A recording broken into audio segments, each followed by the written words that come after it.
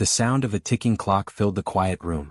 A man sat alone in a wooden chair, his broad shoulders hunched, his eyes fixed on the framed photograph of a smiling woman resting on the mantel. The faint glow of morning light spilled through faded curtains, painting his face with both shadow and memory. This was Gary Ellison, 68 years old, a man whose life had been a long fight against the odds. Before we go any further, tell me, where are you watching from tonight? And while you're here, I'd love to know, have you or someone you know ever experienced a family betrayal that cut deeper than anything else? Share your story in the comments. You'll see soon why I'm asking. Gary's story began long before this quiet morning. He was born in Mississippi in the mid-50s, in a town where the roads turned to mud after every rainfall and segregation still hung thick in the air. His father, Charles, was a steel worker who carried the strength of iron in his hands but the weariness of struggle in his bones. His mother, Ruth, held the family together with little more than faith and long nights of sewing clothes to sell at church bazaars. When Gary was 9, his father packed the family's belongings into a rusty pickup and drove them north. They were part of what people later called the Great Migration, families leaving the South in search of something better. For the Ellisons, that better was Detroit, a city buzzing with the hum of factory machines and the promise of steady wages. Detroit was no paradise, but compared to Mississippi, it felt like a new world. Gary grew up fast in the neighborhoods of the West Side. He learned early how to fight for respect, how to keep his head down when police cruisers rolled slow through the streets, how to stretch a dollar until it screamed. At 14, he was working after school at a garage, sweeping floors, fetching tools, and memorizing the way engines breathed. By the time he turned 21, Gary was a man people could count on. He didn't just fix cars, he fixed livelihoods. The single mother who needed her old Buick running to get to work. The factory worker who couldn't afford a dealership repair. Gary charged fair, worked honest, and saved every dime he could. Those savings became the seed of his own garage, Ellison Auto Repair, a modest brick shop with appealing sign but a reputation for honesty. It was there, in that little shop, that Pamela first walked in. She had come to ask about her brother's stalled Chevy. Pamela wasn't just pretty, she had a calm strength, a way of speaking that slowed Gary down without making him feel small. He liked her laugh, the way it rose gently as if it was careful not to disturb anyone else. They married within a year. Together they built a life. Pamela taught at an elementary school while Gary ran the garage. Their house wasn't big, but it was warm, filled with Sunday dinners and the sound of gospel records spinning on the turntable. A few years later came Laura, their only child, their pride. Gary remembered carrying her on his shoulders during parades, remembered Pamela clapping at piano recitals, remembered late nights when Laura crawled into their bed during thunderstorms. Those were the golden years, the years Gary believed his family would remain whole forever. But time was relentless. Pamela fell ill, her body betraying her with a sickness no doctor could cure. Gary stood by her bedside every day, holding her hand as her strength faded. When she finally slipped away, the house felt colder than winter itself. Gary never remarried. He poured his love into Laura, convinced she needed him more than anyone. Yet Laura was growing into a woman of her own, restless, ambitious, and at times resentful of the life she had known. While Gary took pride in the sweat that built his garage, Laura looked at the grease on his hands as something she wanted to escape. She went to college, built a career in healthcare administration, and married a man who promised her suburbs instead of street corners. Gary tried not to mind the distance, but he felt it. Phone calls that ended too quickly. Visits that came less and less. He told himself she was busy, that work and marriage consumed her. But inside, he carried the ache of a father who wondered if his sacrifices were invisible. Still, he never stopped hoping. He circled his 68th birthday on the calendar, imagining a dinner, maybe laughter about old times. He kept telling himself family was blood and blood was unbreakable. That morning, as the clock ticked in his quiet house, Gary Ellison couldn't yet see the storm coming. He couldn't know that the very daughter he had raised would soon place a knife between his ribs, smiling all the while. For now, he was only a man with memories, with a heart heavy from years of labor and loss, still believing that love would come back home. And that belief was the last fragile piece of innocence he had left. The sound of Pamela's laughter still lived in the walls. Sometimes, in the silence of the house, Gary swore he could hear it, faint, like an echo drifting through the corridors of memory. It had been 10 years since she passed, but grief didn't fade the way people promised. It simply changed its shape, carving out hollow spaces where warmth used to be. Pamela had been the center of everything. She was not just his wife but the rhythm of his days. Her voice filled the mornings, humming gospel while she made coffee. Her hands were the first to calm Laura's tears after nightmares. Her presence turned a modest house into a home. Without her, the room seemed too wide, the nights too long. Gary had been by her side until the very end. He could still picture her hospital room, the sharp antiseptic smell, the way the machines clicked and hummed, the fragile rise and fall of her chest. Pamela's once bright eyes had dimmed, but even in her final weeks she tried to soothe him. "Gary," she whispered one night, her hand trembling in his, "don't get hard. Promise me you'll stay soft for Laura. She'll need you." He promised, though it nearly broke him. When she slipped away, it was as if the ground gave out from under his feet. In the weeks after her funeral, Gary moved through life like a man underwater. He kept the garage running, it gave him structure, something to cling to. But when he returned home, the house was unbearably silent. No radio playing in the kitchen. No second plate set on the table. Just Gary and the whisper of absence. Laura was 27 then, carving her path in the world. She had stood beside him at the funeral, her face stoic, her hands clasped tight. Gary watched her through the blur of his own grief, proud of her strength but worried about the wall she was already building. She had Pamela's sharp wit but little of her patience. In those first years without Pamela, Gary clung to his daughter. He tried to fill the gap with extra calls, surprise visits, and invitations to dinner. Laura accepted at first, her smile stiff but her presence comforting. Yet as months turned into years, her visits grew fewer. She always had a reason, a project at work, deadlines, her marriage. Gary never pressed. He remembered Pamela's words, "Stay soft, stay gentle." So he told himself Laura needed space. Still he felt the shift.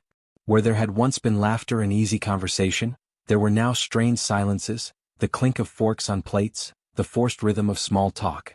Sometimes, Gary caught her glancing around the house as if it were too small for her now, too heavy with the past. At night, Gary sat in his chair by the window, staring at the darkened street outside. He would replay the sound of Pamela's laugh in his head, as if keeping it alive would also keep him alive. His neighbors saw a man still steady, still upright, but inside he was unraveling thread by thread. The garage became his refuge. He threw himself into work, fixing engines with a determination that bordered on obsession. Customers noticed the new intensity in his eyes, the way he lingered over repairs long after they were done. For Gary, it wasn't just about fixing cars, it was about clinging to purpose. As long as he had the shop, he had a reason to rise each morning. But the garage too grew quieter over the years. Detroit was changing. Factories were closing, families moving away, and the hum of the city seemed to dim. Gary kept the lights on, but there were days when only a single customer wandered in. In those empty stretches, he cleaned tools, polished surfaces, anything to keep his hands busy so his mind wouldn't wander back to the hollow house waiting for him. When he closed up at night, he often found himself talking to Pamela. He would sit in the car alone and whisper, "I'm still here, Pam. Still trying. You'd be proud." Sometimes the silence that followed felt like her listening. The house itself seemed to mourn with him. Dust gathered more quickly now, though he kept it clean. The photos on the wall, Pamela holding baby Laura, the three of them on a picnic blanket, Laura's high school graduation, looked back at him like windows into another life. He could not bring himself to take them down. On Sunday evenings, Gary still cooked the dishes Pamela used to make: collard greens, cornbread, fried chicken.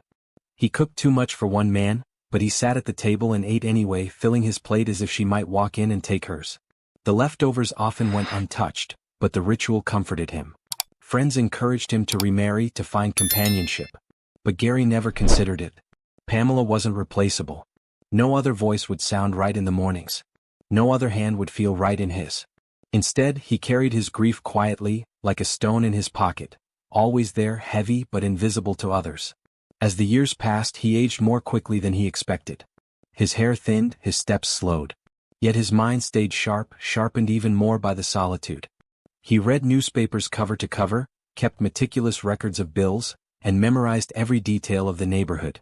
Still, when he forgot where he'd placed his glasses or repeated a story to Laura, he saw the faint flicker in her eyes.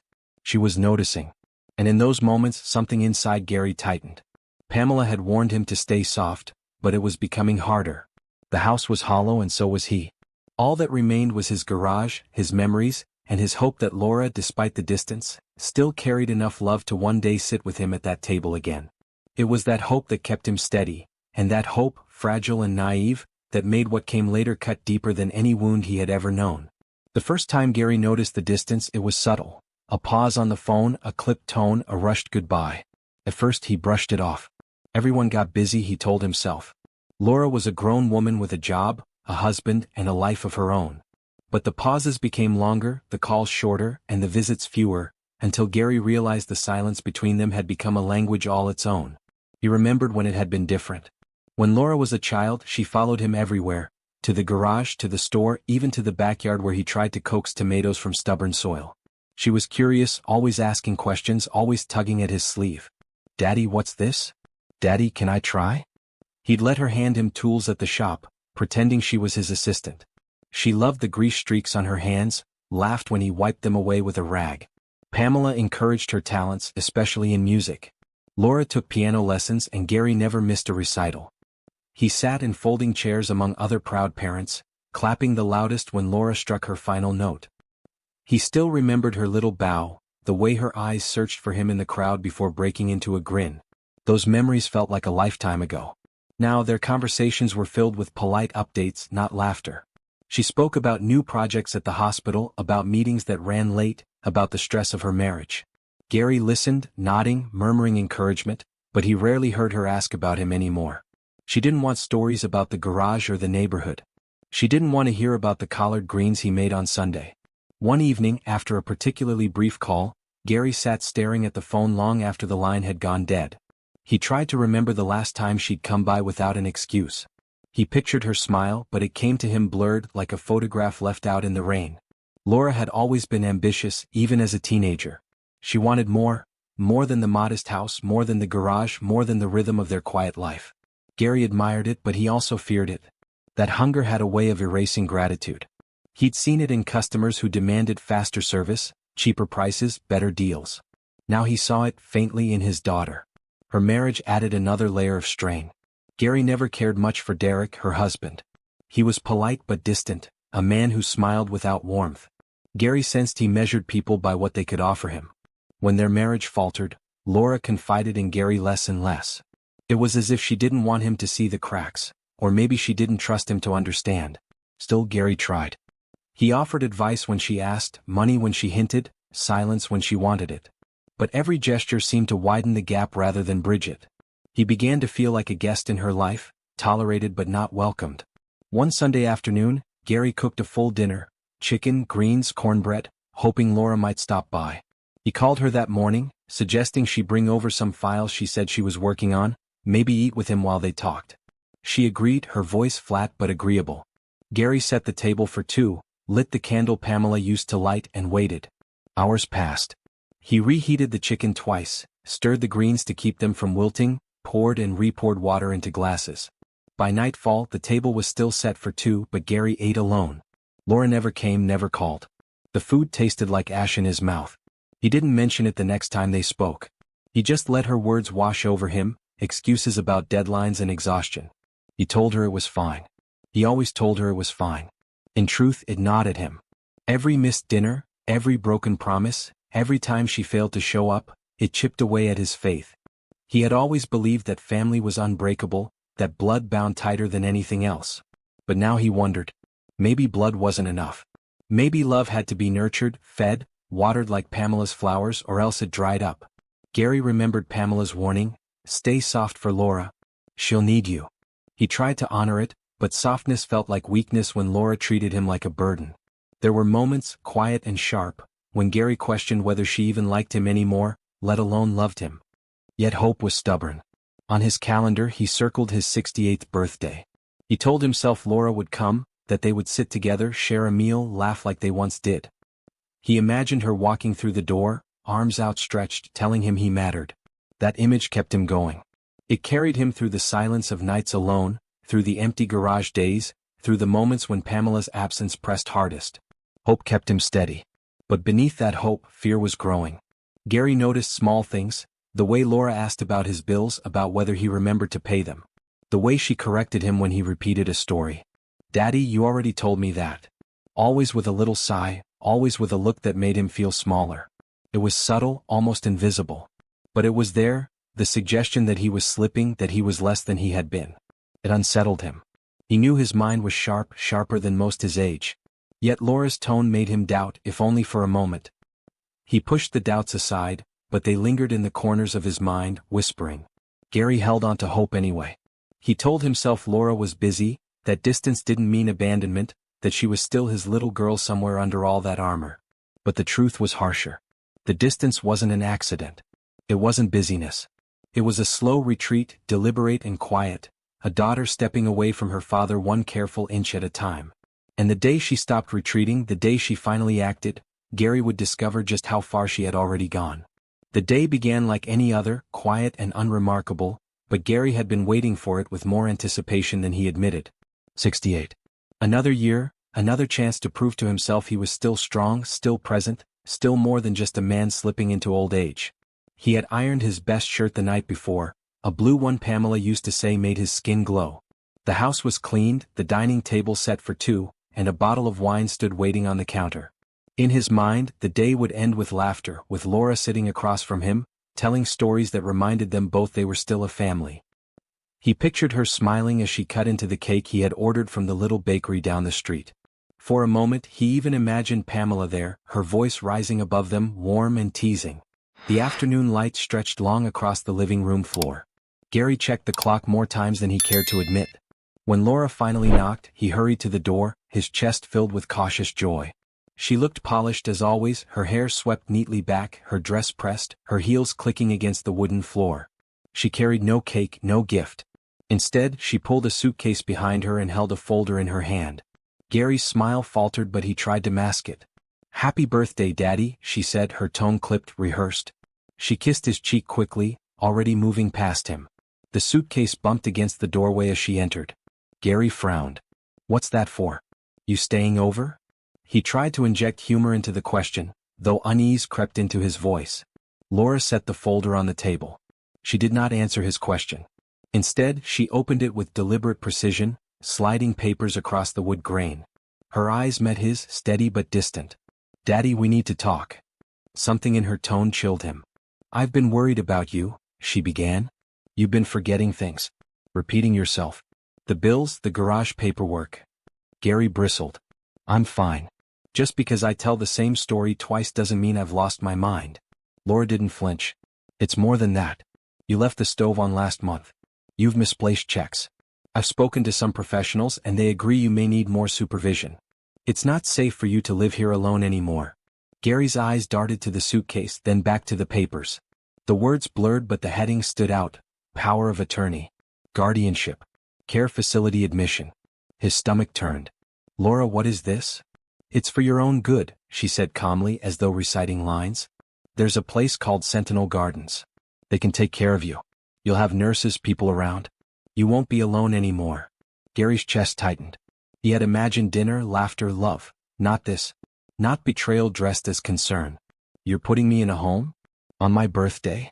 His voice cracked, heavy with disbelief. Laura's gaze softened only slightly. "Daddy, please don't make this harder. You need structure, supervision. I can't be here every day and I don't want you to hurt yourself." His hands trembled as he pushed the papers back toward her. "Pamela would never—" He stopped himself, his throat closing. "This isn't about Mom," Laura interrupted sharply. "This is about you. You've done so much for me and I'm grateful. But it's time I take care of you. Sentinel Gardens is the best option." Gary's mind reeled. He thought of Pamela's voice urging him to stay soft, of the long years he had spent working so Laura could have more, of the dinners he waited for that never came.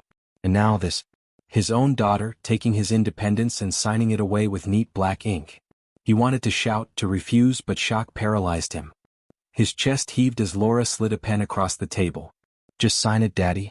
It will be easier that way." The silence stretched. Gary looked at the pen, then at his daughter, his only child, the little girl who once clapped her hands when he fixed her bike, who used to fall asleep against his chest during thunderstorms. Now she stood like a stranger, businesslike, efficient, stripping him of the very life he had built. His voice broke when he finally spoke. "This is how you repay me?" Laura didn't answer. She only nudged the pen closer. Gary pushed back from the table, his chair scraping the floor. "You wouldn't sign, not today." But Laura was prepared. She reached into the folder again, pulling out another sheet, a court order already stamped. His refusal meant nothing. The papers had already been filed. The weight of it crushed him. It wasn't a request. It was done. Later that night, Gary found himself in the passenger seat of Laura's car, the suitcase in the trunk, the folder of legal documents tucked neatly beside her. The city lights blurred past the window as they drove. He didn't speak. She didn't either. When they pulled into the lot of Sentinel Gardens, Gary's chest felt hollow. The building loomed ahead, its beige walls lit by harsh fluorescent lamps. It looked less like a refuge and more like a warehouse for the forgotten. Inside, the scent of antiseptic struck him first. A nurse greeted Laura warmly, paperwork ready.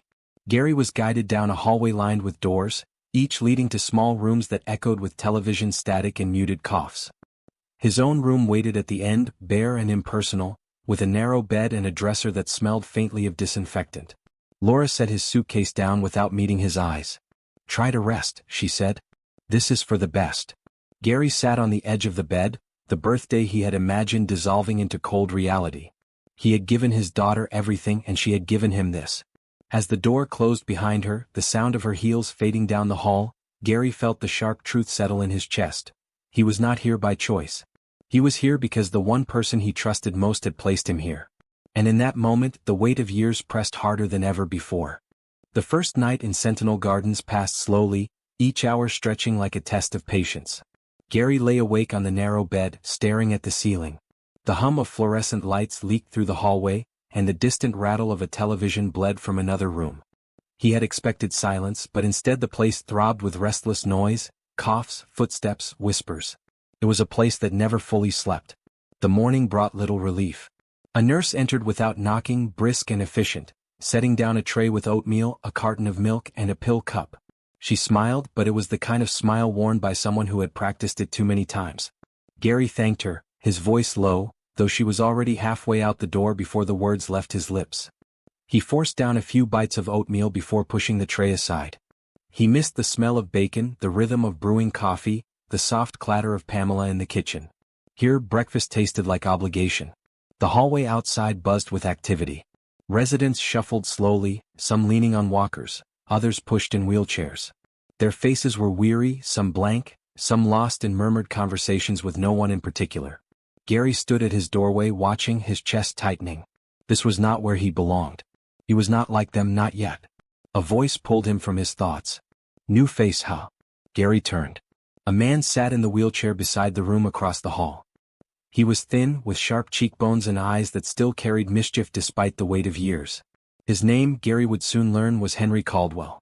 "Name's Henry," the man said, extending a hand with surprising strength. "Don't let this place fool you. They treat us like patients, but most of us are just waiting out the clock. Might as well find ways to pass the time." Gary shook his hand, grateful for the small crack of warmth in an otherwise cold morning. "Gary," he said simply. Henry chuckled. "Well, Gary, welcome to the Garden of the Forgotten." It was a joke, but the truth beneath it stung. The days at Sentinel Gardens blended into one another. There was a schedule for everything: meals, medications, lights out. It reminded Gary of the factory floors in Detroit, mechanical and impersonal. Nurses moved like clockwork, their hands practiced, their voices patient but detached. Not all of them, though. Her name was Linda. A young nurse's aide with kind eyes and a voice that carried sincerity. She treated the residents differently. She lingered when she spoke, asked real questions, listened to answers. When she brought Gary his lunch on the third day, she noticed he hadn't touched breakfast. "Not a fan of the oatmeal?" she asked, raising an eyebrow. Gary shrugged. "Doesn't taste like much." Linda smiled. "Can't argue with you there. But I'll see if I can sneak you some toast tomorrow. Real toast, not the cardboard they serve here." It was a small gesture, but to Gary it felt like light breaking through. Someone saw him as more than a chart, more than a room number. Henry became another lifeline. In the evenings, they sat near the small courtyard where a few dying rosebushes struggled to survive. Henry told stories about his youth, marching in protests, working as a union organizer, loving and losing more women than he could count. His humor was sharp, often inappropriate, but it pulled Gary out of his own sorrow. Still, when the laughter faded, reality returned. Gary had not chosen this place. He had been placed here, folded into a system designed to strip men of their dignity quietly. And the person who put him here was his own daughter. At night, Gary wrestled with the thought. Laura's words echoed, "It's for your own good." But he could not reconcile those words with the cold walls around him, the smell of disinfectant, the hollow sound of doors closing. If this was care, it felt more like captivity. One evening, Linda found him sitting in the courtyard long after the others had gone inside. She approached carefully. "You're not like most men here," she said. Gary gave a humorless laugh. "That's supposed to be a compliment?" "It's an observation," she replied softly. "Most have given up. You haven't. I can see it in your eyes." He looked at her, the weight of betrayal pressing heavy on his chest. "Doesn't matter if I give up or not. My daughter already decided for me." Linda hesitated, then sat beside him. "Families can hurt us in ways strangers never could. But you still have choices, Gary. Don't let this place convince you otherwise." Her words lodged deep, though he didn't yet understand why. Days turned to weeks. Gary adapted to the rhythm of Sentinel Gardens, but he never surrendered. He kept his mind sharp, reading newspapers, solving crosswords, even helping Henry write letters to his estranged son. The staff began to notice he was different, more alert, more stubborn. And then, one Thursday morning, fate intervened. Gary was in the common room, flipping through an old magazine, when a broadcast caught his attention. The television blared the winning numbers of the state lottery. He froze, heart pounding. He knew those numbers, he had them. He had bought the ticket just days before Laura's visit, back when hope still lived in his chest. For a moment, Gary sat stunned, the world tilting around him. The numbers repeated on the screen, the anchor's voice rising with excitement. Millions. He had won millions. The irony struck him like thunder. Here he was, confined to a nursing home against his will, stripped of his freedom, while holding the kind of fortune that could rewrite everything. He said nothing to anyone, not yet. But inside, a fire sparked. For the first time in years, Gary felt the stirrings of power. Sentinel Gardens was no longer just a prison. It was the place where he would begin again. Gary did not sleep that night. The lottery numbers echoed in his mind, looping endlessly. 68 years of labor, heartbreak, and solitude, and suddenly fortune had placed a different kind of key in his pocket. It felt unreal, like some divine joke, trapped in a nursing home, yet holding the means to reclaim his life. But fortune was only power if it was hidden. If Laura discovered what he possessed, she would tighten her grip until nothing remained. Gary understood this instinctively.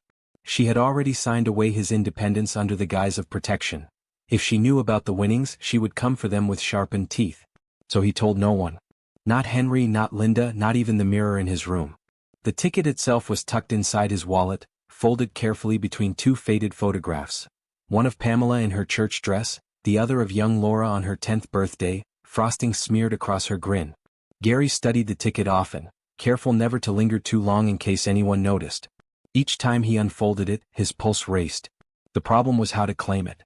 He was locked inside Sentinel Gardens, his finances now under Laura's supervision. Every check, every bill, every small expense filtered through her hands. If he walked into a claims office, alarms would sound before he even crossed the threshold. Gary knew he had to be clever. He had spent his life solving problems with grease and tools. Now he needed to solve one with strategy. The first step was information. He began reading every article he could find about lottery winners, studying the process. From the newspapers stacked in the lounge, he learned that winners were required to present the ticket in person with identification, and that the claim had to be made within 1 year. The clock was ticking. One evening, while Linda was delivering medication, he asked an innocent question. "Say, what's the rule here on leaving the facility? Can residents step out, just for errands?" She gave him a curious look. "Not without clearance. Family usually has to sign them out, and even then it's limited." "Why?" Gary shrugged. "Just wondering. Don't like feeling penned in, that's all." Linda nodded sympathetically. "I get it. But don't underestimate yourself, Gary. Rules bend when people push." Her words stirred something in him. Perhaps there were ways. He began small. He tested the boundaries of the staff, noting which aides were strict and which were lax. He discovered that during shift changes, the halls grew chaotic, paperwork shuffled, attention scattered. He also learned that Linda worked evenings on Thursdays, a detail he tucked away like a tool in his belt. Meanwhile, he built trust with Henry. The man was sharp beneath his humor, a survivor who had once navigated union politics and city bureaucracy. Gary didn't reveal the ticket, but he tested Henry with hypotheticals. "Say a man had something valuable," Gary murmured one night in the courtyard. "But the wrong people would take it if they knew. How would he keep it safe?" Henry smirked. "Depends how valuable. Get, hide it. Gold. Bury it. Information. Memorize it. But if it's big, real big, you can't just hide it. You gotta move smart. Quiet. Trust the right ally, just one." And make sure that ally doesn't know the whole picture. Gary listened carefully. Henry's words rang with experience. Days passed, then weeks. Gary played the role of the compliant resident, eating his meals, attending mandatory activities, even smiling at the nurses who treated him like a child. Beneath the surface, his mind was a machine in motion. He considered Linda. She was kind, honest, uncorrupted by the system that ground the residents down. If there was anyone he might trust, it was her. But trust was dangerous and once given, impossible to reclaim. For now he remained silent. One afternoon Laura visited. She entered his room with the same air of authority, her heels sharp against the tile. She inspected the drawers, the closet, even his nightstand under the guise of tidying. Gary watched her closely. She was searching, though she would never admit it. "How are they treating you?" she asked, her voice perfunctory. Gary forced a smile. "Like royalty," he said dryly. She did not laugh.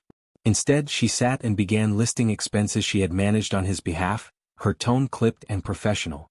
Gary listened, nodding, all while his hand rested in his pocket, feeling the folded ticket hidden within his wallet. She knew she would already have it. The thought chilled him. After she left, Gary sat for a long time, staring at Pamela's photograph. He whispered under his breath, "Don't let me lose this, Pam. Don't let her take this too." The next morning Linda entered with toast as promised. She placed the plate on his tray with a small smile. "Thought you could use a break from the oatmeal." Gary looked at her, truly looked. In her kindness he saw a possible path. A dangerous one, but a path nonetheless. He ate the toast slowly, his mind racing. If he could find a way out, even briefly, he could secure the ticket, hide the winnings, and return before anyone suspected. But escape required a partner. That night, Gary lay awake, the ticket pressed against his chest beneath his shirt. The building hummed around him, indifferent and cold.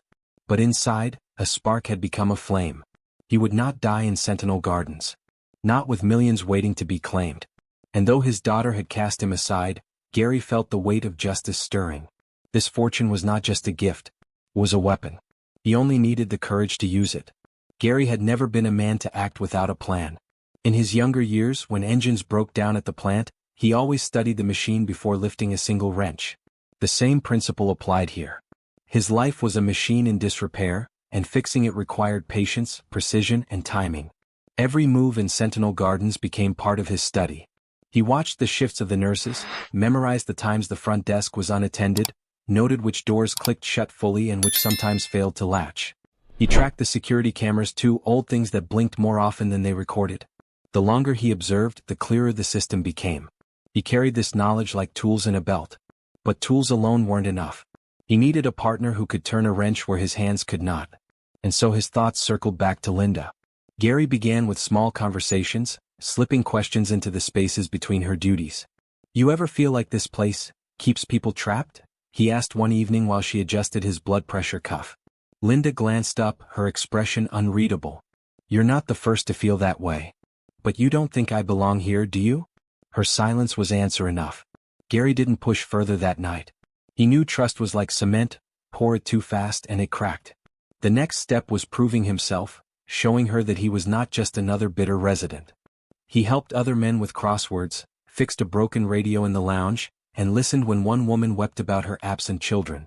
Staff began to see him as dependable, not difficult. Linda noticed too. One evening, after helping Henry back to his room, Gary returned to find Linda waiting by his door. She carried no tray, no chart, only a quiet curiosity in her eyes. "You're different," she said. "Most men your age, they let this place take the fight out of them. But you're planning something." Gary felt the weight of her words. For the first time, someone had pierced the veil.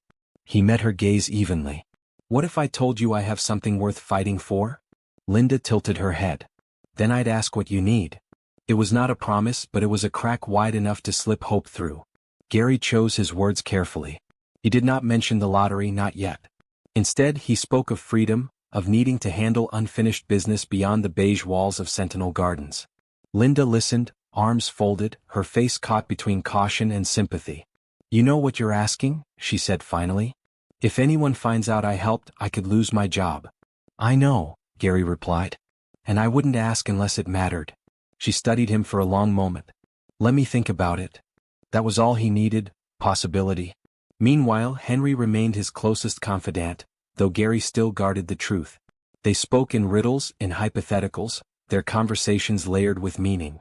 If a man had a key, Gary murmured one afternoon in the courtyard, but no door to use it on, what should he do? Henry smirked. Build the door himself. Or find someone who can.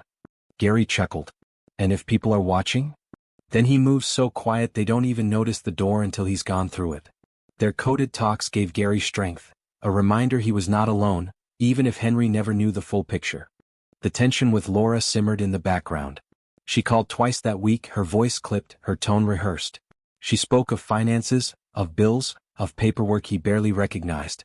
Gary let her words wash over him, answering with short phrases, feigning disinterest. Inside though he seethed. Each call confirmed what he already knew. Laura believed she had full control. But control was an illusion. Soon she would learn that. Late on a Thursday evening, Linda returned to his room after rounds. She closed the door softly behind her, a risk in itself. I've been thinking, she whispered, about what you said. Gary sat up straighter, his pulse quickening. I don't know what it is you need to do, Gary, but I believe you're still capable. More capable than this place allows. So I'll help, but only if you promise me it won't bring harm to you or anyone else. Gary nodded solemnly. I promise. She exhaled, the decision settling over her like a weight. There's a volunteer attorney who visits sometimes. Helps residents with legal paperwork. Name's Gregory. He's discreet. Maybe he could help you too. The name landed like a gift. Gary masked his relief, careful not to let eagerness betray him. Think you could introduce us? Linda hesitated, then nodded. I'll arrange it quietly. No one needs to know. For the first time since entering Sentinel Gardens, Gary felt the tide turning. The machine of his life, broken and rusting, was beginning to hum again. That night as he lay in bed, Gary pulled the lottery ticket from his wallet. He stared at the numbers, steady and sure. The path ahead was still dangerous, still uncertain, but it was a path nonetheless. He whispered to Pamela's photo on the nightstand. We're not done yet, Pam. Not by a long shot. And with the quiet promise of an ally, Gary closed his eyes, not in despair but in determination. The moves had begun, slow, deliberate and quiet. The game was no longer Laura's alone. The first time Gary saw Gregory Harlan, the man did not look like a lawyer. He carried no briefcase, wore no pressed suit. Instead, he came dressed in khaki slacks and a cardigan, his hair more salt than pepper, with glasses slipping down his nose. He looked more like a professor who had misplaced his classroom than a man who made his living with the law. Yet when he spoke, the room seemed to steady. Linda had arranged the meeting carefully, slipping Gary into the small activities office on a quiet afternoon when most residents were napping. Gregory closed the door behind him and extended a hand. Mr. Ellison, I'm Gregory Harlan. Linda tells me you may need some advice. Gary shook his hand, firm and deliberate. Advice, yes. But more than that, I need someone I can trust. Gregory sat across from him, folding his hands calmly. Trust has to be earned. So why don't we start with the basics? Tell me what's troubling you. Gary hesitated, studying the man. He had learned long ago that words could be weapons if handed to the wrong person. But something in Gregory's presence, the patience in his eyes, the measured tone, eased Gary's guard. My daughter put me here, Gary began slowly. Against my will. She has power of attorney, says it's for my own good. But I'm not sick and I'm not finished. I want my life back. Gregory nodded thoughtfully. I've seen this before. Families mean well sometimes, but paperwork in the wrong hands can become a cage. Do you know exactly what authority she holds? Gary shook his head. All I know is she's controlling my accounts, my bills, even my mail. She's got me boxed in. Gregory reached into his bag, not a briefcase but a worn leather satchel, and pulled out a folder. I can check court records, find out what's been filed in your name. If she has durable power of attorney, there may be limits. And if she's abusing it, we can challenge it. Gary's chest tightened with a flicker of hope. But he remained cautious. If we do this, she'll fight back. She will, Gregory agreed. But the law doesn't favor abuse. It favors evidence. If she's been mismanaging your finances, it can be exposed. What I need from you is the truth. All of it. Gary considered, then leaned forward. The truth is, I've come into money. A lot of money. More than she could ever imagine. And if she learns before I can protect it, she'll take it. Gregory did not flinch. His brows rose slightly, but his voice remained steady. How much are we talking? Millions, Gary said simply. For the first time, silence filled the small room. Gregory's eyes narrowed, not in suspicion but in calculation. "You have proof?" he asked. Gary pulled the folded ticket from his wallet, holding it like a sacred relic. Gregory leaned closer, examined the numbers carefully, then exhaled through his nose. "Well," he murmured, "that changes everything." He handed the ticket back carefully. "This isn't just about independence anymore, Mr. Ellison. This is about protection. If your daughter already controls your accounts, she'll argue you're unfit to manage this. She'll position herself as your guardian, and the court may listen. Unless we get ahead of it." Gary's voice was firm. "Then let's get ahead of it." Gregory smiled faintly, the kind of smile a man wears when he sees the shape of a fight he knows how to win. "All right. First we keep this ticket hidden. Don't mention it to anyone else. Second, we establish evidence that you're competent. Mentally, financially, personally. That way, when we challenge your daughter's authority, we can prove you're capable of managing your own affairs." Gary nodded, the plan already taking root. Linda, who had been standing quietly by the door, finally spoke. "What do you need from me?" Gregory glanced at her. "Witness testimony. You've seen Mr. Ellison, his memory, his reasoning, his independence. When the time comes, your word will matter." Linda straightened, resolve in her eyes. "Then you'll have it." For the first time since Pamela's death, Gary felt the stirrings of an army gathering, small, quiet, but determined. He was no longer alone. As their meeting wound down, Gregory scribbled notes in his folder. "I'll start digging tonight. In the meantime, keep your head down. Don't let your daughter suspect you're planning anything. The element of surprise is your greatest weapon." Gary clasped his hand again before he left. "Thank you, Gregory, for seeing me as more than a file." Gregory smiled. "You're not a file, Mr. Ellison. You're a man fighting for his life. And that's a fight worth taking." When the lawyer slipped out of the room, Gary remained seated, staring at the closed door. His pulse thrummed with new energy. The machine of his life was not just humming now, it was roaring back to life. That evening, Henry wheeled himself beside Gary in the courtyard. "You look like a man who's just struck a deal with the devil," Henry joked. Gary chuckled softly. "Not the devil. Maybe the angel I've been waiting for."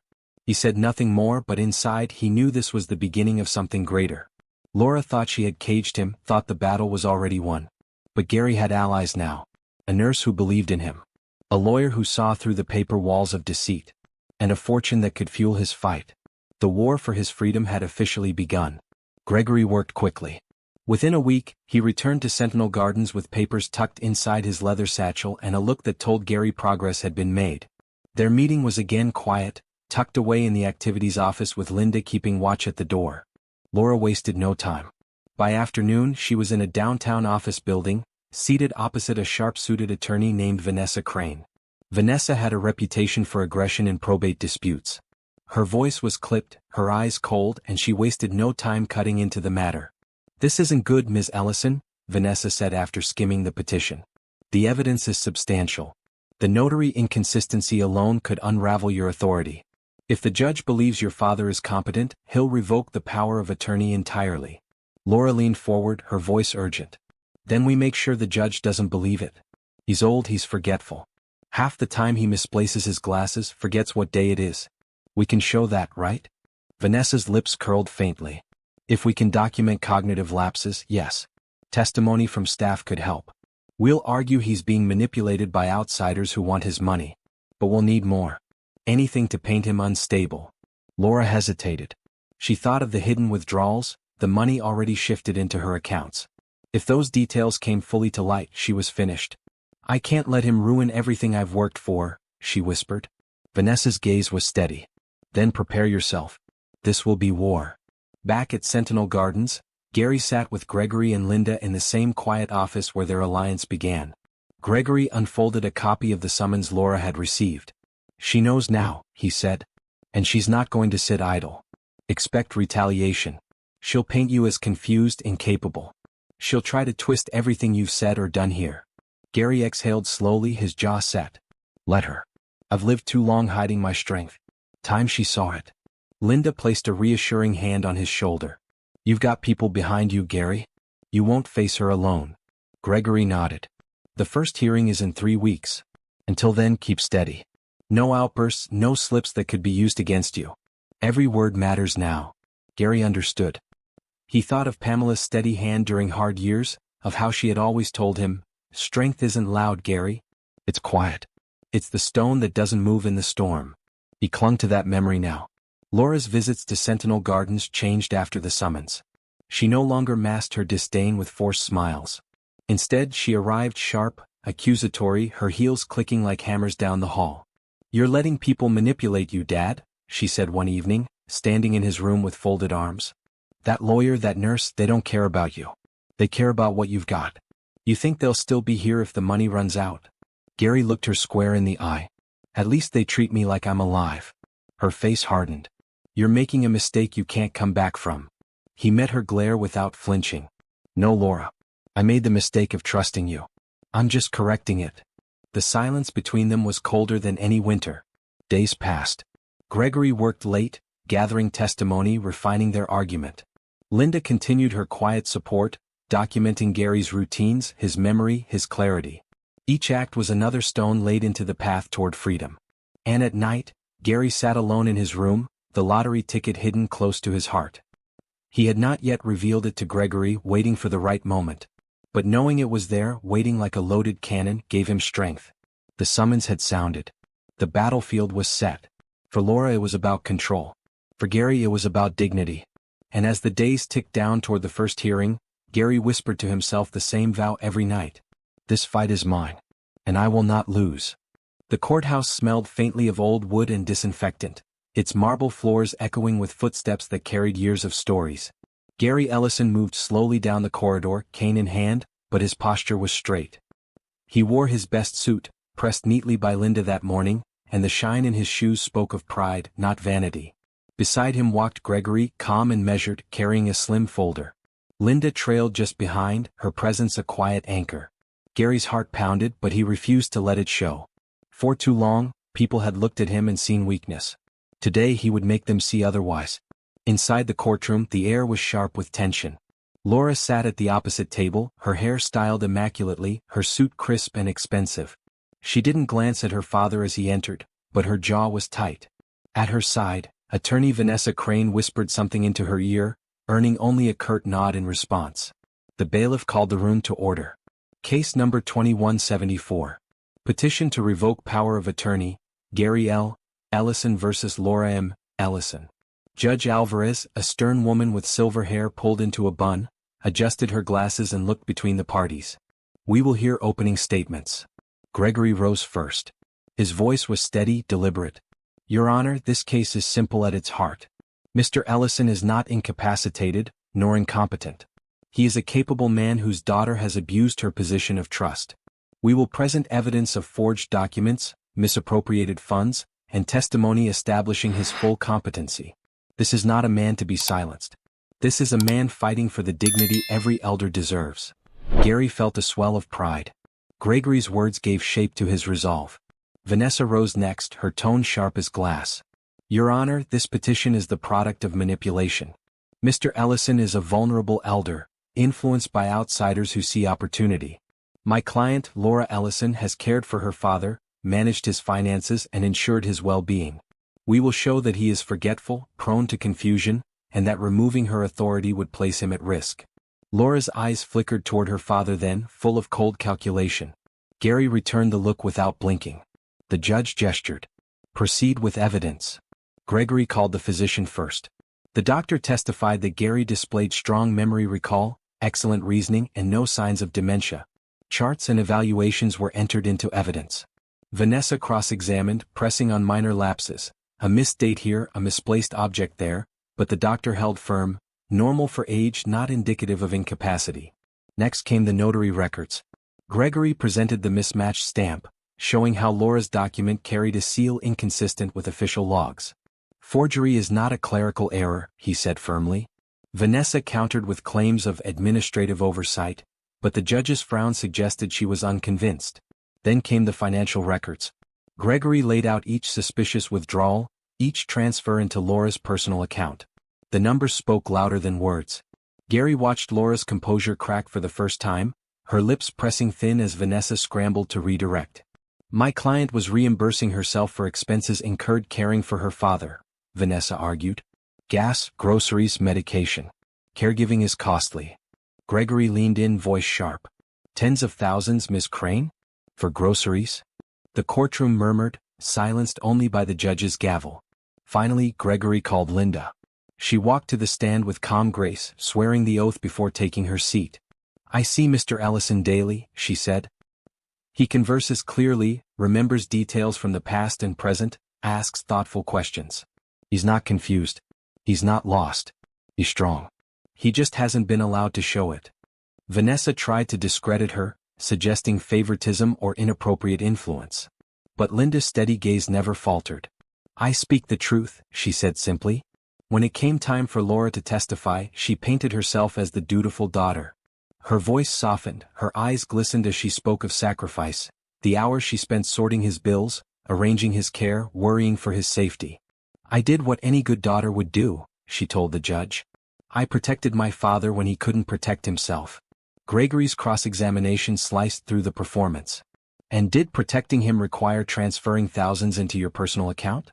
Did it require filing paperwork with a falsified notary seal?" Laura's mask cracked again. "Those were mistakes. Misunderstandings. Or exploitation?" Gregory pressed. Her silence said more than words. At last the judge turned to Gary. "Mr. Ellison, do you wish to say anything before I make my ruling?" Gary rose slowly, gripping his cane, his voice carrying through the hushed courtroom. "I built my life from the ground up, Your Honor. I worked with these hands, raised my family, paid every debt. I may be old, but I'm not broken. My daughter forgot that. She tried to take my voice, my work, my dignity. I'm here today because I refuse to be erased." The room was silent. Even Laura's eyes faltered under his gaze. Judge Alvarez folded her hands, her expression unreadable. "I have heard enough. I will review the evidence and deliver my decision within the week. Until then, temporary authority will be suspended.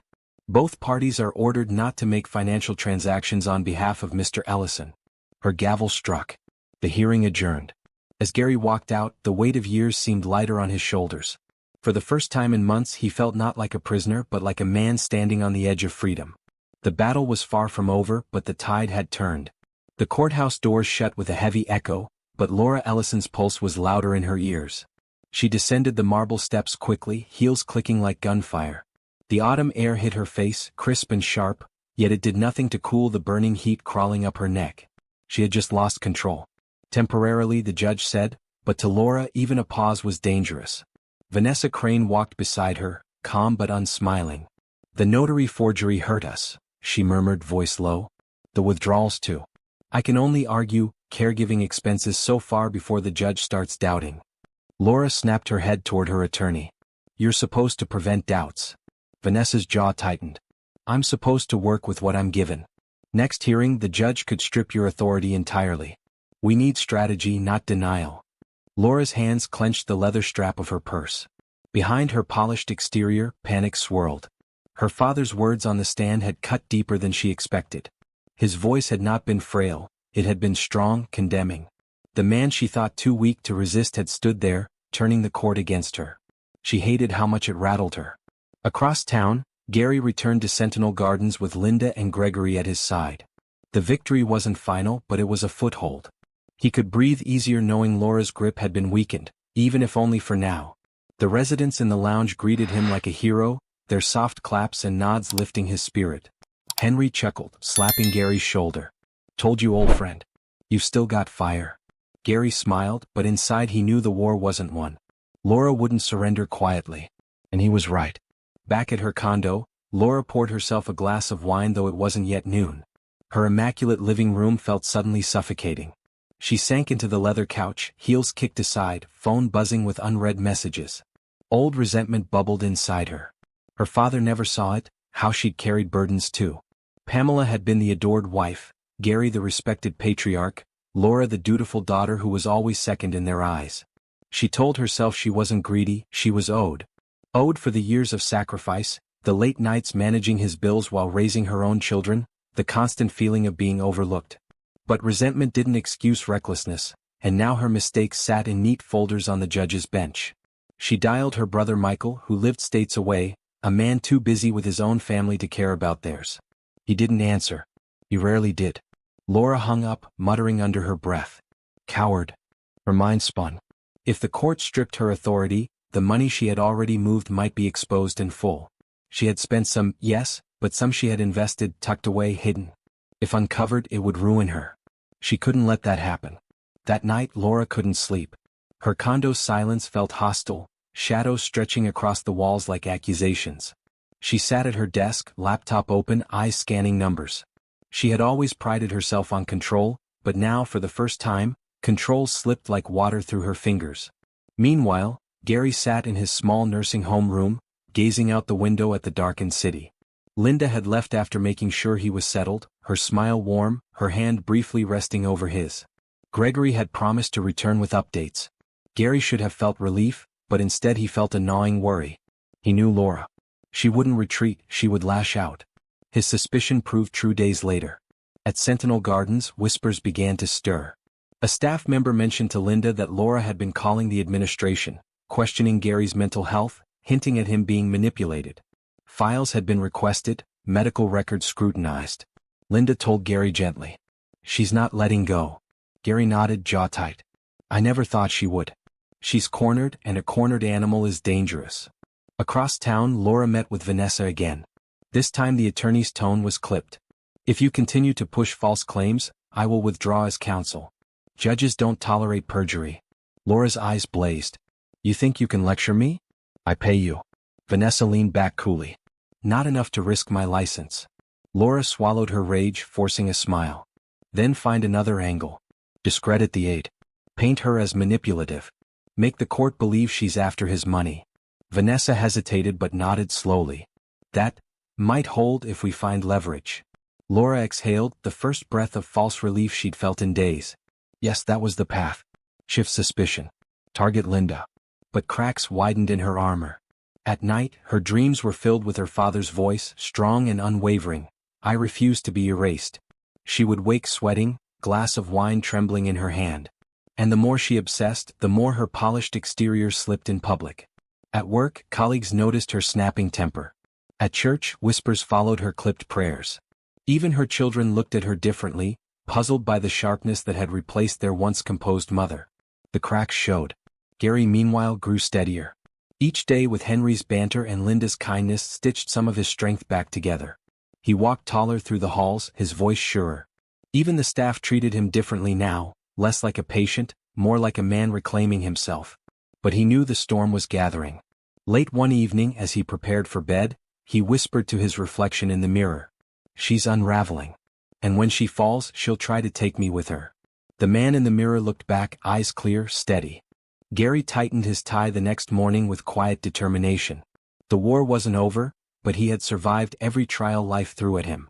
He would survive this too. The cracks in Laura's armor were spreading, and he intended to be there when it finally shattered. The morning sun rose pale and muted, as though the sky itself anticipated conflict. At Sentinel Gardens, Gary Ellison stirred from uneasy dreams, dressed and prepared for another ordinary day. But he knew better than to mistake quiet for peace. His daughter was plotting, he could feel it. Across town, Laura Ellison sat rigid at her kitchen table, coffee untouched, laptop glowing cold in the dim light. Her mind throbbed with pressure. The cracks in her defenses had widened, and the upcoming ruling could collapse everything she had built. She told herself she wasn't desperate, only strategic. But desperation was exactly what clung to her every thought. Vanessa Crane had warned her, but Laura ignored caution. If the court believed Linda was manipulating Gary, everything could tilt back in her favor. She had already started spreading whispers. Phone calls to staff, veiled suggestions that Linda was too close, too eager, maybe even romantically involved. Rumor was a weapon, and Laura wielded it with precision. But words weren't enough. She needed evidence, or at least something that looked like it. That afternoon, she slipped into Sentinel Gardens under the guise of visiting her father. Her heels clicked on the polished floor, her smile tight for the receptionist. Gary was in the lounge, playing chess with Henry, his laughter warm and unguarded. For a moment, Laura faltered. He looked happy. Healthier than she had seen him in years. The sight only fueled her anger. "Father," she said brightly, striding up. Gary's smile vanished. Henry stiffened beside him. "Laura." She leaned in, placing a hand on his arm as though affectionate, though her grip was too tight. "May we talk privately?" Gary shook his head. "We've said enough in court." Her eyes flickered, a flash of frustration beneath the practiced charm. "Please. Just a moment." Reluctantly, Gary stood, cane steady in his hand, and followed her to the courtyard. The autumn leaves crunched beneath their feet. "Father," Laura began, voice low, "you're being used. That aide Linda, she wants your money, your estate. She's manipulating you." Gary's gaze hardened. "Linda has done more for me than you have in years. She treats me like a man, not a bank account." Laura flinched but pressed on. "Don't be naive. People like her." "Enough." His voice cracked like thunder, stronger than she remembered. "Stop insulting the one person who stood by me." The words struck deep. For a moment Laura's mask slipped, and raw fury burned in her eyes. She stepped back, swallowing hard. "You'll regret siding against me," she hissed. Gary turned, leaving her in the courtyard, his stride firm. That night Laura acted. From her condo she composed an email laced with lies. She wrote of Linda's supposed exploitation, claiming Gary had been isolated, coerced, even suggesting inappropriate closeness. She attached a blurred photo she had snapped of Gary and Linda walking side by side, innocent in reality, damning when framed with venom. She sent it to the court clerk, to Sentinel Gardens management, even to a local journalist hungry for scandal. The desperate play had begun. 2 days later the storm broke. Gregory arrived at Sentinel Gardens early, face grim. He found Gary in the lounge and slid a folded newspaper across the table. The headline screamed, "Elderly man at nursing facility targeted by care aide? Allegations of manipulation surface." Gary's stomach dropped. Linda entered moments later, her eyes wide, the paper in her trembling hands. This isn't true," she stammered. "I know," Gary said firmly, placing a hand over hers. "And we'll prove it." But the damage had been dealt. Staff whispered. Residents exchanged wary glances. Even Henry muttered angrily about vultures spreading lies. Laura meanwhile watched from afar as the story spread. For the first time in weeks she felt in control again. The narrative was shifting. If Linda was painted as the manipulator, Laura could reframe herself as the dutiful daughter, the only one who truly had her father's best interests at heart. But victory was fragile. Gregory acted swiftly, filing motions to dismiss the claims as defamatory and gathering testimony from staff who had witnessed Linda's kindness. He spoke with the journalist, presenting evidence of Laura's financial misconduct.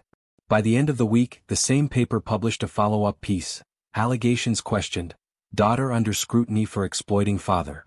The tide reversed almost as quickly as it had surged. Laura's plan backfired spectacularly. Sentinel Gardens management warned her against further disruptions. The judge issued a stern notice, cautioning that frivolous or false claims could weigh heavily in the final ruling. At home, Laura's mirror reflected a woman unraveling. Wine stains marked her blouse, mascara smudged beneath tired eyes. She slammed the glass down, shattering it, fragments scattering across the floor. "This isn't over," she whispered to her reflection. Gary, in contrast, found strength in the ordeal. Each attack Laura launched only hardened his resolve. Sitting with Linda that evening, he spoke quietly. "She thinks she can break us. But all she's doing is proving herself unworthy." Linda's eyes softened. "You don't have to fight alone anymore. Not while I'm here." For the first time in a long while, Gary felt not just defended but truly seen. The desperate play had failed, but Laura was far from finished. And Gary knew the next move would be even more dangerous. The day of reckoning felt closer with every tick of the clock. Gary Ellison sat in the small common room at Sentinel Gardens, a folder on his lap. His fingers brushed over the papers inside, documents that could tilt the balance of the entire case. He had grown tired of playing defense. It was time to strike back. Gregory arrived mid-morning, his usual calm sharpened with quiet intensity. He dropped his briefcase on the table and leaned forward. "It's time we take the fight to her," he said. "No more waiting for Laura's lies to collapse on their own. We're going to expose her." Gary's eyes glinted. "I've waited long enough." The plan had been brewing for weeks. With Linda's help, Gregory had combed through financial statements, tracing each questionable withdrawal. What emerged was a map of deception. Accounts funneled into Laura's control, checks written under suspicious signatures, expenses that had nothing to do with Gary's care. The most damning piece was an email trail linking Laura to a private account where thousands had quietly vanished. Gregory tapped the folder. "This isn't just misuse. It's fraud. And the judge needs to see it laid bare." Linda, standing nearby, folded her arms, voice steady though her hands trembled. "She won't go down quietly. You know she'll try something reckless." Gary straightened in his chair, his voice firm. "Let her." I'm done being afraid. Across town, Laura Ellison felt the noose tightening. The newspaper's follow-up story still haunted her. Neighbors gave her sidelong looks at the grocery store, colleagues whispered in hallways. She clung to the hope that her smear against Linda had planted just enough doubt in the judge's mind to salvage her case. But her phone buzzed with a message from Vanessa Crane, her attorney. Meeting tomorrow. Important development. Laura's chest tightened. Vanessa had been distant, increasingly cold, as if she no longer believed in the righteousness of her client. Still, Laura told herself she could spin this, could control it as she always had. The following morning, the courthouse corridors hummed with restrained energy. The Ellison case had drawn attention. Whispers about family betrayal, money, and power traveled like wildfire. Gregory entered the courtroom with Gary and Linda beside him. Gary walked with his cane, but his stride was deliberate, his posture proud. For the first time, he didn't feel like a victim waiting for rescue. He felt like a man ready to reclaim his name. Laura was already seated at the opposing table, her tailored suit impeccable, her hair perfectly arranged. But beneath the polish, her eyes betrayed sleepless nights. Vanessa leaned toward her, murmuring, but Laura barely listened. She was focused on Gary, glaring as though she could bend him back into submission through sheer will. The judge entered, and silence descended. Papers shuffled, pens clicked, hearts pounded. Gregory rose first. His voice carried with precision, every word honed. Your Honor, we present new evidence demonstrating a clear pattern of financial exploitation by Ms. Laura Ellison. These documents show not only unauthorized withdrawals but also fraudulent transfers into personal accounts unrelated to Mr. Ellison's care. The evidence is conclusive. We ask that Ms. Ellison's power of attorney be permanently revoked and that criminal investigation be considered. He handed the folder to the bailiff, who delivered it to the bench. The judge adjusted his glasses, flipping through the pages with growing severity. Laura stiffened, fingers digging into her chair. Your Honor, she blurted, cutting across the room, this is a smear campaign orchestrated by outsiders who want to isolate my father. Ms. Ellison, the judge interrupted sharply, you will remain silent until your counsel addresses the court. The reprimand sliced through the air. Laura sank back, her cheeks flushed. Vanessa rose reluctantly, her tone subdued. Your Honor, my client disputes the authenticity of these documents, but we acknowledge the gravity of the allegations. We request time to review and prepare a response. The judge's expression hardened. You will have limited time. But be advised, if these claims hold, consequences will be severe. Gasps rippled through the gallery. Gary sat straighter, strength coursing through him. For the first time, the weight shifted from his shoulders onto Laura's. He turned his head, catching her eye. She looked rattled, her flawless mask cracking. Outside the courtroom, reporters swarmed. Microphones thrust forward, cameras flashing. Gregory shielded Gary with calm authority, stating only, the truth is coming to light. That is all for now. Laura pushed through the crowd, face tight, refusing to answer questions. One reporter called out, Ms. Ellison, do you have a response to the fraud allegations? She kept walking, her silence damning. That evening, Sentinel Gardens buzzed with the news. Residents congratulated Gary, clapping his back, calling him fighter and champion.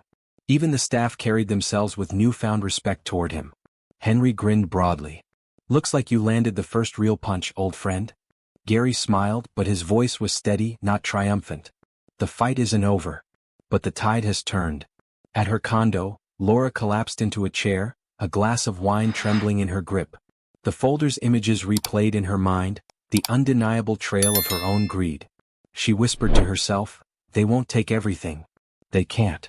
But even as she spoke, doubt gnawed at her. Her children's faces flashed before her, wide-eyed, questioning. How long before they too saw her as a thief rather than a provider? The walls of her perfect life were crumbling. And though she still plotted, still burned with defiance, a sliver of fear wormed its way into her heart. Gary stood by his window that night, looking out at the stars.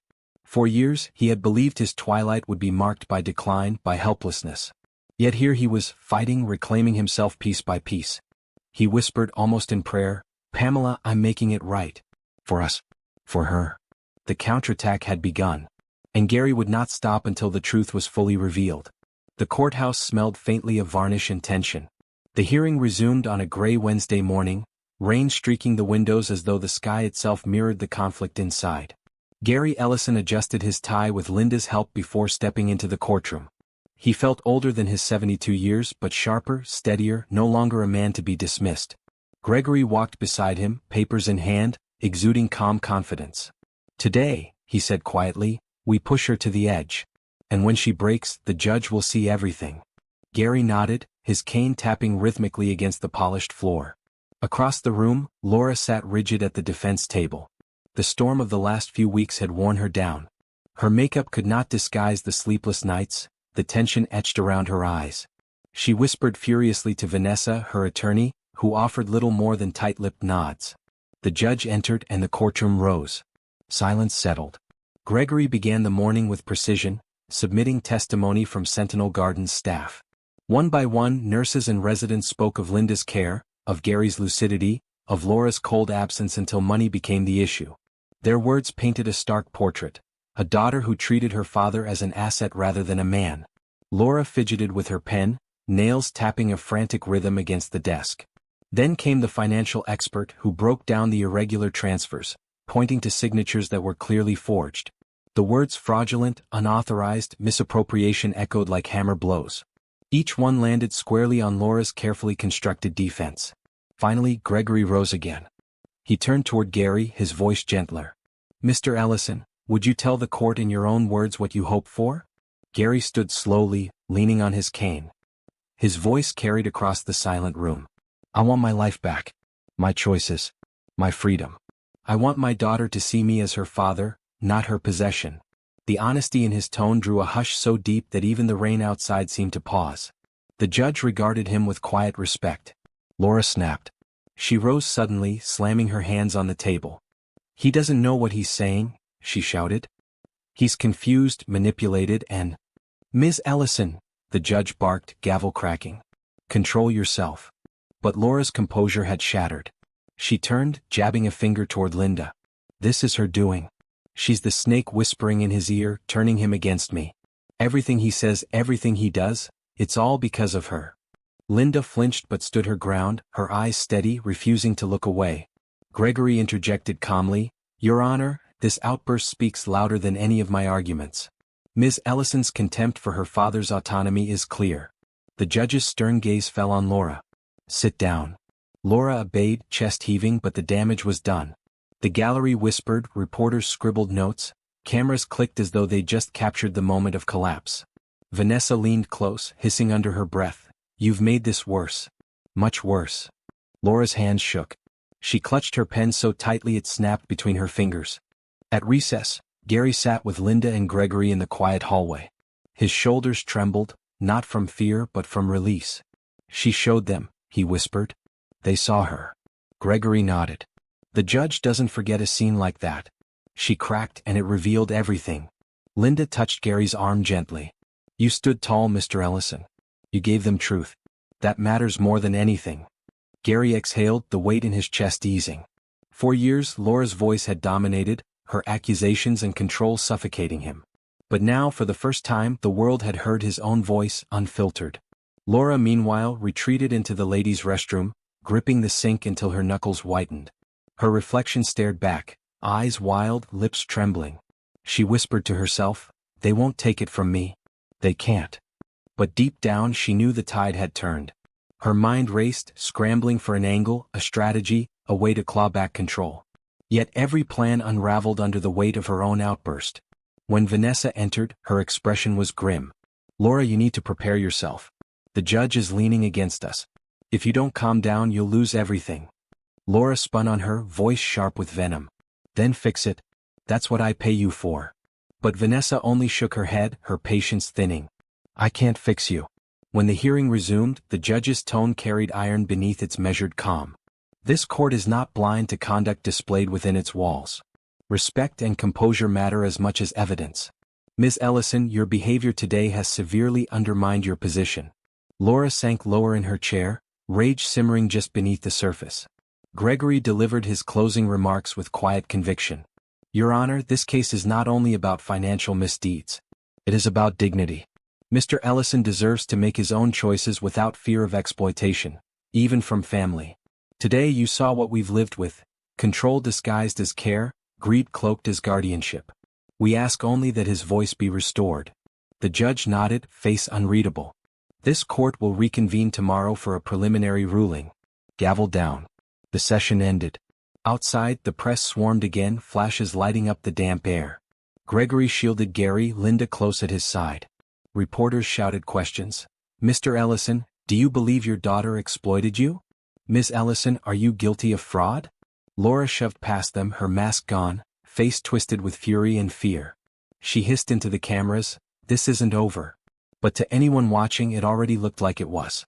That evening, Gary sat by his window at Sentinel Gardens, the storm clouds breaking apart to reveal streaks of silver moonlight. He felt tired, yes, but lighter than he had in years. Linda brought him tea, her smile warm. "You fought well today." He nodded, sipping slowly. "Tomorrow the judge speaks. But I think the truth already has." In the silence that followed, the night seemed softer, as though the universe itself had acknowledged a turning point. The breaking point had been reached, not just for Laura but for all of them. The courtroom was silent when the judge returned the next morning. Sunlight streamed through tall windows, cutting across polished wood, brightening the faces of those gathered. It felt almost ceremonial, as though the very day had chosen clarity over shadow.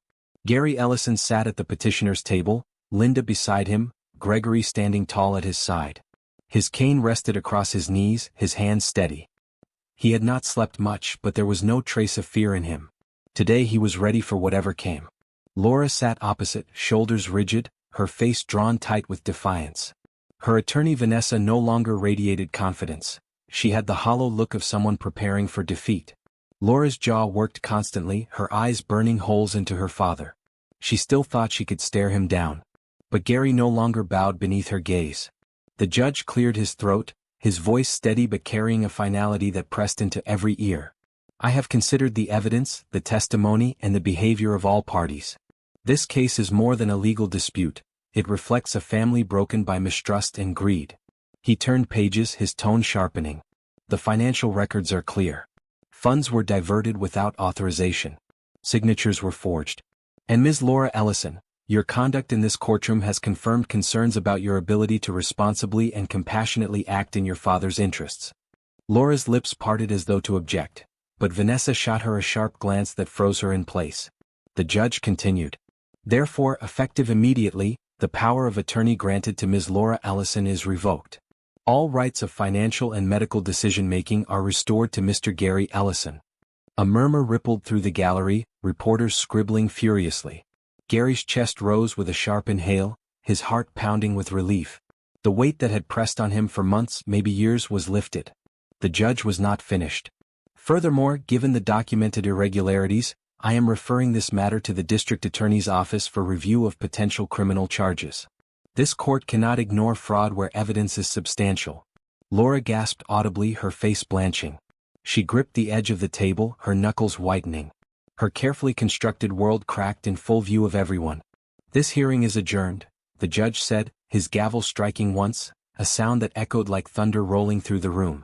As the courtroom emptied, Laura turned to her father, her voice trembling with rage and desperation.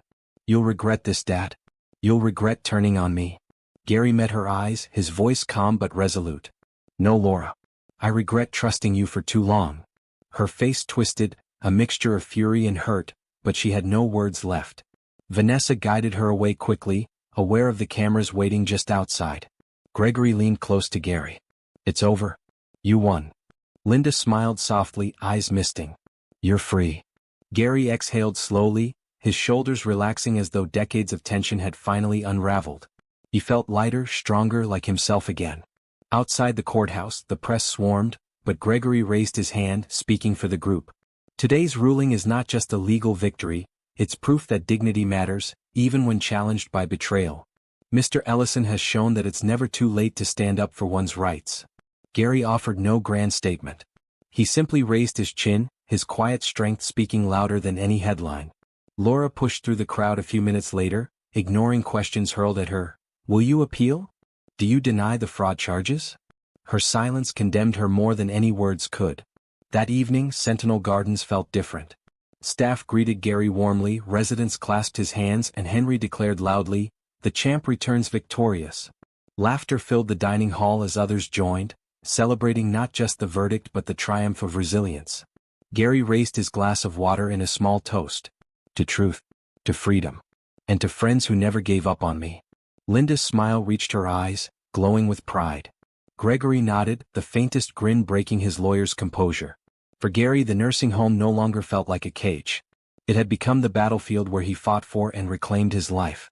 The walls didn't confine him, they bore witness to his victory. Later, as he sat by the window in his room, the night sky opened clear and wide, stars twinkling like promises kept. He thought of Pamela, his late wife, and whispered softly, "I kept my word. I stood tall."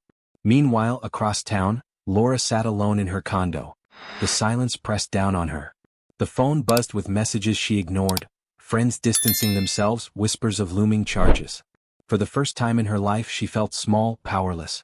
The empire she built on deceit had crumbled, and all that remained was the echo of her father's words.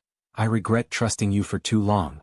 She poured herself a glass of wine, but the taste was bitter, like ash in her mouth. Gary closed his eyes, a smile lingering on his lips. His story had not ended in weakness or defeat, but in strength. He had faced betrayal and reclaimed his dignity. His daughter may have tried to bury him in silence, but he had risen louder than ever. And now, at last, the final chapter of this battle was written.